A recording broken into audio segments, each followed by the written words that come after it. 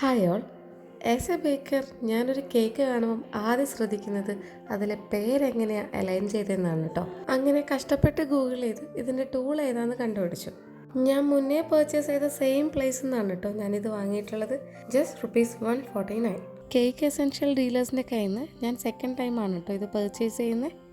ഈ ഒരു പ്രൈസ് റേഞ്ചിന് കിട്ടുന്നത് കൊണ്ട് തന്നെ എനിക്ക് രണ്ടാമതൊന്നും ആലോചിക്കേണ്ട ആവശ്യം വന്നില്ല. നമുക്ക് ചെയ്യാൻ ആവശ്യമായിട്ടുള്ള ക്യാപിറ്റൽ ലെറ്റേഴ്സിലും സ്മോൾ ലെറ്റേഴ്സിലും ഒക്കെ പ്ലഞ്ചർ അവൈലബിൾ ആണ്. ഞാൻ മുന്നേ ഇൻട്രൊഡ്യൂസ് ചെയ്ത ചോക്ലേറ്റ് മോൾഡിലും സ്റ്റെൻസിലിനും കുറച്ചുകൂടി ഡിഫറെൻ്റ് ആണ് കേട്ടോ ഈ ഒരു പ്ലഞ്ചർ. ഇവിടെ ഞാൻ എടുത്തിരിക്കുന്ന ഒരു സെറാമിക്കിൻ്റെ പ്ലേറ്റ് ആണ്. അതിലേക്ക് ഫോണ്ടൻറ്റ് അത്യാവശ്യം നല്ല രീതിക്ക് തന്നെ പരത്തിയെടുത്തിട്ടുണ്ട്. അധികം തിന്നാക്കണ്ട. നമുക്കൊരു 3D എഫക്റ്റ് കിട്ടണമെങ്കിൽ ഇതുപോലെ ചെയ്യണം. ഒന്ന് പ്രസ് ചെയ്ത് കൊടുത്ത് നന്നായി ഒന്ന് ഇളക്കി കൊടുക്കുക.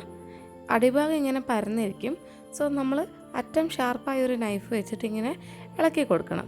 അപ്പോൾ അതെ നമുക്ക് കിട്ടിയിട്ടുണ്ട്. അതിങ്ങനെ മാറ്റി വെക്കുക.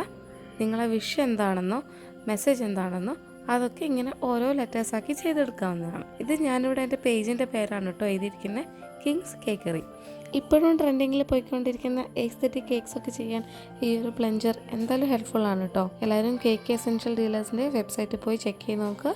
പ്ലസ് നിങ്ങൾക്ക് ഈ വീഡിയോ ഹെൽപ്ഫുൾ ആയിട്ടുണ്ടെങ്കിൽ എല്ലാവരും കമൻറ്റ്സ് അറിയിക്കാം. Thank you.